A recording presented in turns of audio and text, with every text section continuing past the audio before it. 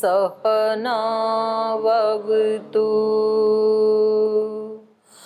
सहनौ भुनक्तु सह वीर्यं करवावहै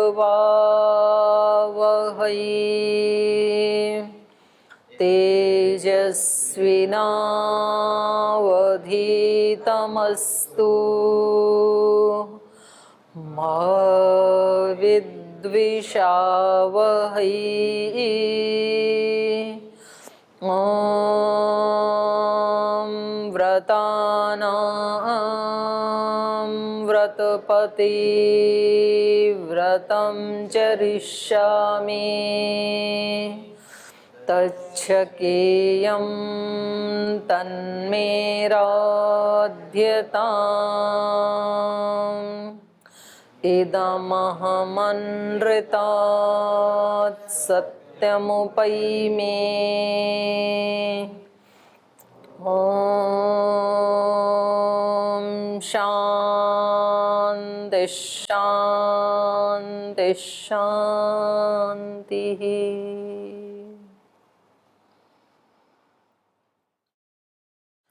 पिछले पाठ में हमने अभ्यास, वैराग्य, फिर परवैराग्य और समाधि में संप्रज्ञात समाधि 4 प्रकार की, और उसके बाद असंप्रज्ञात समाधि, और असंप्रज्ञात समाधि में भी फिर 2 प्रकार की, एक भाव प्रत्यय वाली और दूसरी उपाय प्रत्यय वाली। तो भाव प्रत्यय वाली तो 2 ही प्रकार के योगियों की होती है। किस किस की? विदेह और प्रकृति लय योगियों की होती है। और उपाय प्रत्यय बाकी शेष जितने भी योगी हैं उनकी उपाय प्रत्यय वाली समाधि होती है। तो ये जो समाधि हैं दोनों, संप्रज्ञात और असंप्रज्ञात, ऐसी शिक्षा व्यवस्था हो कि जैसे बचपन में हमारे को सभी दूसरी इंद्रियों का प्रयोग करना सिखाया जाता है। जैसे बचपन में माँ पैरों का प्रयोग करना सिखा देती है कि भाई इनसे ऐसे ऐसे चला जाता है। अगर वो ना सिखाए तो बच्चा कभी चलना सीखेगा नहीं। तो पैर एक कर्मेंद्रिय है। ऐसे ही हाथों से सिखा देती कि इस हाथ से ऐसे कलम को पकड़ के ऐसे ऐसे अक्षर लिखे जाते हैं। अगर वो ना सिखाए कोई तो हाथ से व्यक्ति हमेशा गोल गोल ही बनाता रहेगा लड्डू, फिर कभी उसको भाषा आएगी नहीं। तो कठिन से कठिन भाषा लिखना भी, मलयालम जैसी भाषा, बच्चे सीख जाते हैं। तो ट्रेनिंग देने से उस व्यक्ति को हर विद्या आ जाती है। तो ऐसा कोई उपाय होना चाहिए। और प्राचीन काल में तो ऐसे होता था योगियों का, तो कि मन भी तो एक इंद्रिय है ना, मन भी तो एक जटिल मशीन जैसी है। तो उसको कैसे चलाना है, ये यदि हमें बचपन में सिखा दिया जाए तो मानव जीवन का एक अलग ही आनंद होगा फिर। लेकिन दुर्भाग्य ये है कि सब मशीनें चलाना सीख जाता है व्यक्ति, हारमोनियम भी, वीणा भी, सितार भी, बड़ी बड़ी फैक्ट्रियों में जो बड़ी बड़ी मशीनें हैं उनको भी ऑपरेट करना। लेकिन जिससे ये सारी मशीनरी ऑपरेट होती हैं उस मशीन को ऑपरेट करना अंतिम क्षण तक भी नहीं आता है व्यक्ति को, और उससे बहुत बड़ी हानि होती है। खुद की भी होती है, समाज की भी होती है। नहीं तो पता नहीं ये विश्व कितना आगे होता अगर सभी मनुष्यों के पास वही मन है, पर मन चलाना नहीं आता है किसी को। ऋषियों को चलाना आता है। तो आप सोचो कि यदि सभी मनुष्य, चाहे वो गृहस्थ में हैं, चाहे वानप्रस्थ में हैं, चाहे ब्रह्मचर्य में हैं, चारों आश्रमों में रहने वाले लोग यदि ऐसे ऊंचे योगियों की तरह से होते, उनको अपना मन चलाना आता होता, तो समाज में क्या कोई अपराध होता? तब नहीं होता। कितने बड़े विनाश से हम बच जाते। कितने लड़ाई झगड़े मन के कारण ही तो होते हैं। कितने धर्म, मत, पंथ, संप्रदाय, कितने दुराचार, व्यभिचार, जितने भी सामाजिक अपराध हैं, उन सब के मूल में मन ही तो है। तो उन सब से हम बच सकते थे और फिर अपने कार्यों को कितना अच्छे से अच्छा कर पाते। अब कोई एक व्यक्ति का मन इतना एकाग्र है, वो एक बार पुस्तक को देखता है बड़े ध्यान से और बोले अब इसमें से पूछ लो जो भी पूछना है, बताओ। यहाँ तो मतलब पूरा सेमेस्टर चला जाता है उसको रटते रटते, घंटों रटते रहते हैं उन 10-15 सूत्रों को, सुनाने लगे तो फिर साफ। तो मन तो एक ही है दोनों के पास।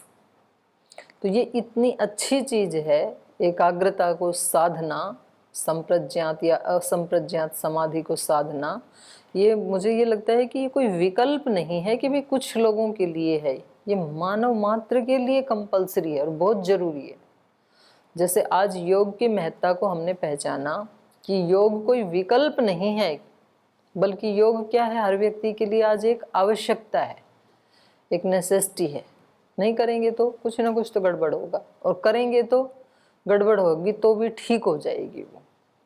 तो ऐसे ही ये समाधि का अभ्यास करना बहुत जरूरी है। ये खाली लोगों के लिए नहीं है कि भाई जिसके पास 1 घंटे का टाइम है वो बैठा करे उपासना में। अब हम तो इतने काम वाले हैं, इतने काम हमारे पास नहीं, ये खाली लोगों का काम नहीं है।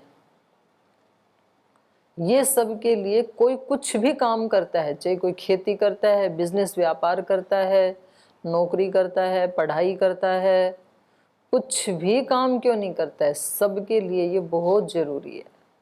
और नहीं तो फिर पीछे वाले जो संस्कार हैं उनको हम संभाल नहीं पाते हैं, नए अच्छे बना नहीं पाते हैं, तो पूरा का पूरा जीवन ऐसे ही मिक्सअप होकर के, और हमारे को कभी इधर चलाता है, कभी इधर चलाता है, कभी इधर कभी इधर, ऐसे होता है। जानते हुए गलतियां करते हैं, हमें पता होता है कि ये ठीक नहीं है, फिर भी करते हैं। क्यों करते हैं? प्रवाह बना हुआ है हमारा चित्त का, हम अपने मन को रोक नहीं पाते हैं। और जब गलती हो चुकी होती है तो व्यक्ति सोचता है, अरे ये क्या गड़बड़ कर दिया मैंने, तो फिर वही गलती कर दी जिसको न करने के लिए इतने दिन से अभ्यास कर रहा था, आज तो फिर वही हो गया।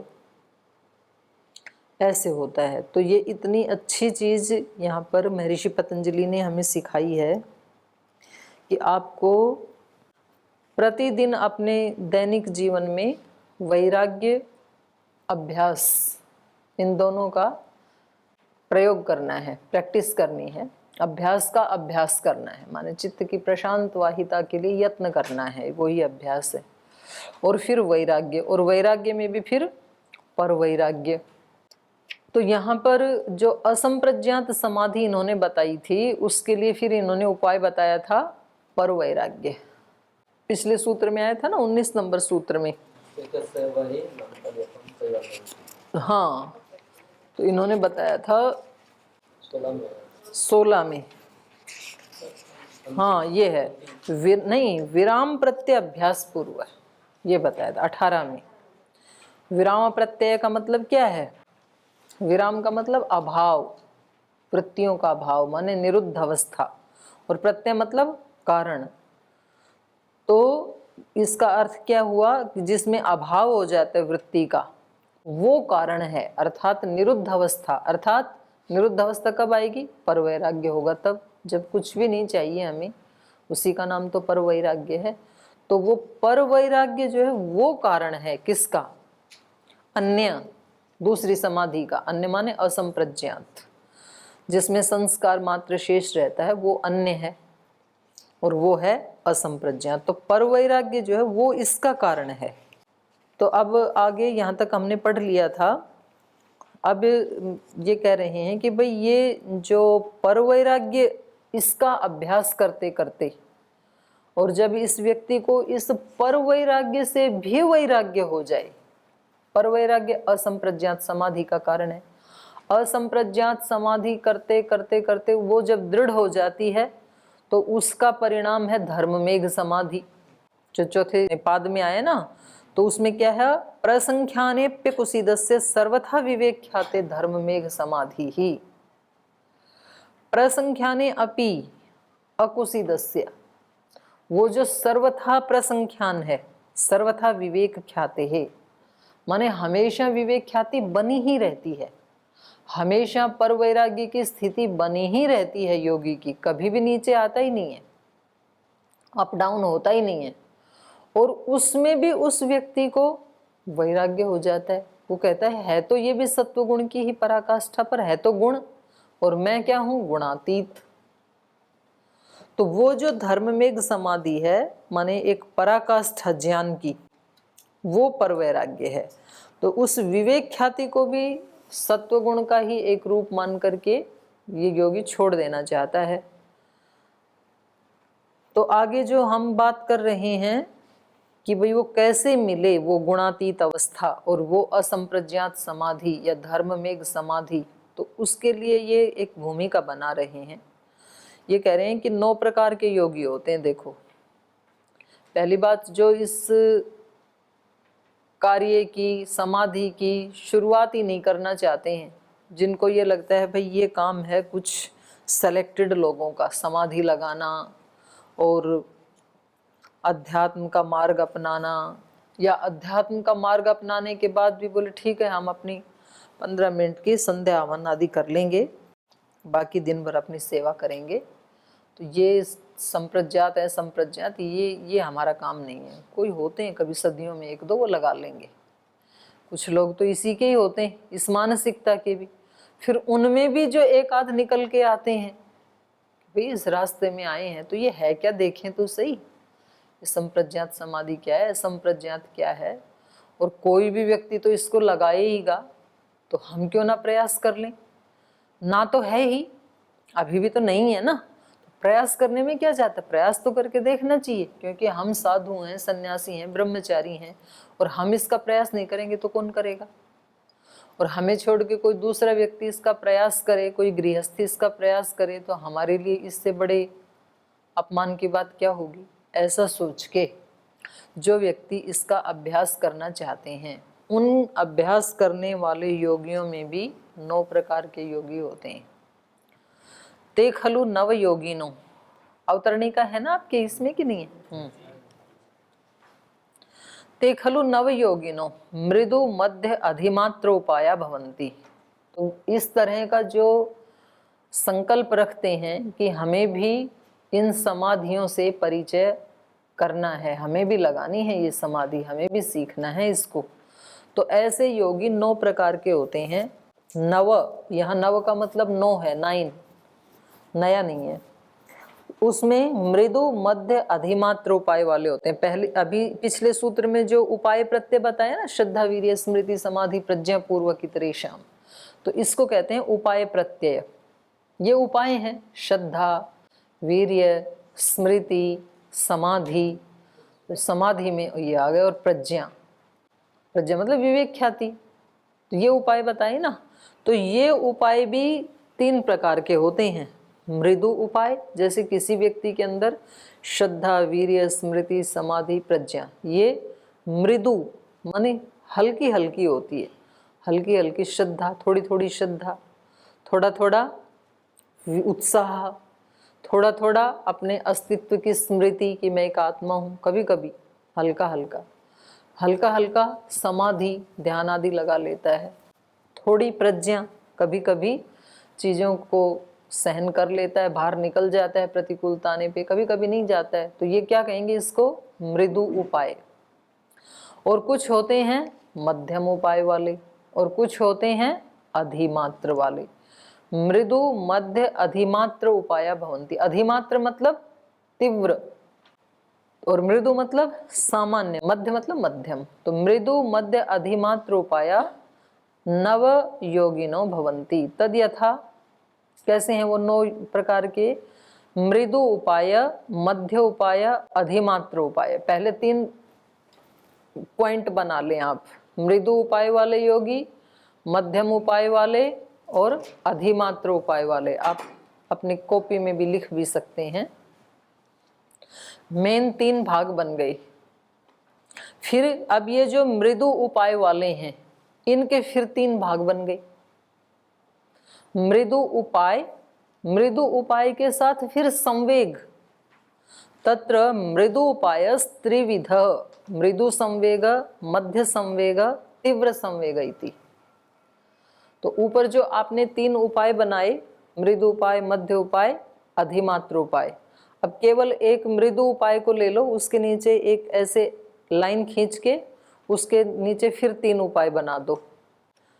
मृदु उपाय, मृदु संवेग, मृदु उपाय, मध्य संवेग, मृदु उपाय, अधिमात्र संवेग, तीव्र संवेग, अधिमात्र संवेग।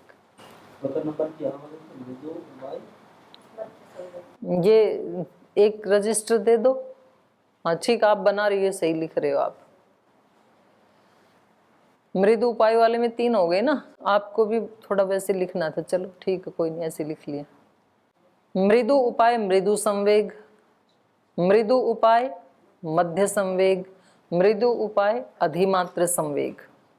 तत्र मृदु उपाय त्रिविधो मृदु संवेगो मध्य संवेग तीव्र संवेग तथा। और ऐसे ही फिर इन 2 के भी बना लो, वैसे ही एरो बना दो, है ना। और फिर तीसरे का भी ऐसे ही बना लो, सेम।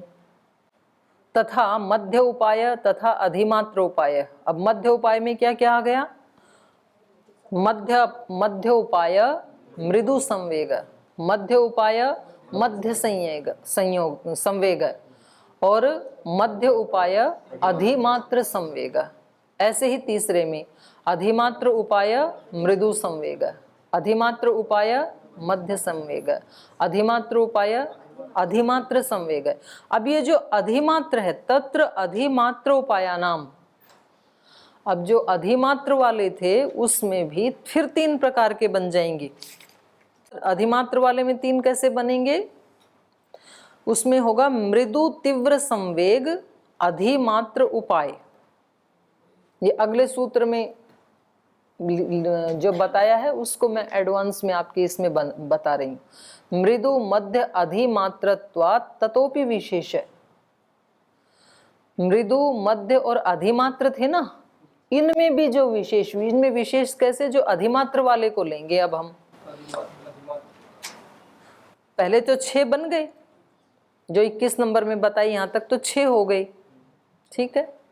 और अब ये जो थे अधिमात्र वाले, मृदु मध्य अधिमात्रत्वात्, इन मृदु मध्य में भी अधिमात्र होने से ततोपि विशेष है। इसमें होगा फिर मृदु तीव्र संवेग अधिमात्र उपाय। जो आपने लास्ट वाला लिखा है, इसके अब नीचे 3 पार्ट बना लो यहाँ। हाँ, तो इसका पहला बनेगा मृदु तीव्र संवेग अधिमात्र उपाय, माने अधिमात्र उपाय सभी में आएगा। और फिर आएगा मध्य तीव्र संवेग अधिमात्र उपाय, अधिमात्र उपाय योगी मतलब। और फिर तीसरा हो गया अधिमात्र तीव्र संवेग अधिमात्र उपाय। ठीक है, ये दे दो एक बार रजिस्टर मेरे को, नहीं तो इसमें दिखा देते हैं आपको। देखो ये जो चार्ट बना है ना, इधर ऐसे बनेगा, ठीक है। तो ये 9 प्रकार के योगी हो गए। 6 आपने लिखे जिनका वर्णन इस सूत्र में है, तीव्र संवेगानाम आसन्न में। और फिर उससे आगे मृदु मध्य अधिमात्रत्वात् ततोपि विशेष, तो ये हो जाएंगे यहाँ पर कुल मिला के 9। चलिए, तो अब ये कह रहे हैं तत्र अधिमात्र उपायानाम, इनमें जो उत्तम उपाय वाले हैं, 2 वाले को तो लिया नहीं, ठीक है, वो धीरे धीरे चलते रहेंगे। मृदु मध्य वाले तो अपन लोग तो अभी आउट ऑफ लिस्ट हैं। मृदु और मध्य वाले तो बात हो रही है यहाँ पर तीव्र संवेग वालों की। तत्र अधिमात्र उपायानाम, जो अधिमात्र उपाय वाले हैं माने तीव्र उपाय वाले हैं, उनमें से अधिमात्र उपाय के अंतर्गत तीव्र संवेगानाम आसन्नः। सूत्र बोलो। जो अधिमात्र उपाय में तीव्र संवेग वाले हैं उनके लिए समाधि संप्रज्ञात है, संप्रज्ञात समाधि आसन्नः, नजदीक होती है, शीघ्र होती है। तो बस इसमें इतना ही बताया कि जो पीछे बताई हैं समाधियां, उपाय प्रत्यय वाली बात चल रही है यहाँ पर। 2 को तो छोड़ ही दिया, मतलब जो प्रकृति लय और विदेह जो योगी हैं उनको तो छोड़ दिया, उनकी तो भव प्रत्यय होती है। उपाय प्रत्यय वालों में जो योगी हैं उनमें जो अधिमात्र उपाय वाले होते हैं और तीव्र संवेग वाले होते हैं, माने तीव्र उपाय तीव्र संवेग। तो ऐसे योगियों के लिए समाधि लाभ और समाधि फल। समाधि लाभ मतलब समाधि लगना, संप्रज्ञात असंप्रज्ञात समाधि लगना। और समाधि का लाभ क्या है? समाधि का लाभ क्या है? कैवल्य को प्राप्त करना। तो ऐसे योगियों के लिए समाधि लाभ और समाधि फल ये दोनों पास होते हैं, नजदीक होते हैं, आसन्न, शीघ्र हो जाते हैं। और फिर आगे कहा मृदु मध्य अधिमात्रत्वात् ततोपि विशेषः।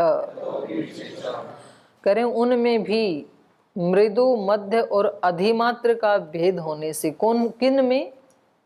तीव्र उपाय तीव्र संवेग वालों में भी, तीव्र उपाय तीव्र संवेग वाले में भी तीन भेद होने से ततोपि विशेष, फिर वहां भी वैशिष्ट आ जाएगा।